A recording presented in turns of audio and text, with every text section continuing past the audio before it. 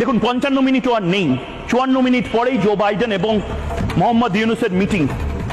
তার আগে মোহাম্মদ ইউনূস আসলে কি কি ধামাচাপা দিচ্ছে আপনারা ছোট ছোট ক্লিপ গোটা বিশ্বে ছড়িয়ে দিন।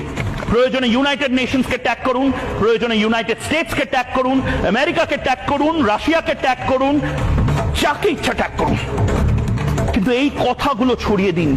মোহাম্মদ ইউনূস ভালো ভালো গুটি গুটি গুড বয় হয়ে আসলে গিয়ে কি কি জিনিস বলবে না, yes sir no sir, yes sir no sir, yes sir no sir. আরে বাংলাদেশের মানুষ কেন কারোর গোলাম হবে? বাংলাদেশ একটা সার্বভৌমের স্বপ্ন দেখেছিল, একটা সোভারেন রিপাবলিক, লড়ে পাকিস্তানের সাথে লড়ে বাংলাদেশ তৈরি হয়েছিল। কেন আমেরিকার গোলামি করবে? আর মোহাম্মদ ইউনূস কেন আমেরিকার মধ্যস্বত্বা ভোগী? আমি নিজের ভাষা সংগত করছি, সংযত করে বলছি, মধ্যস্বত্বা ভোগী হবে আমেরিকার। বাংলাদেশের মানুষের কি মান ইজ্জত নেই?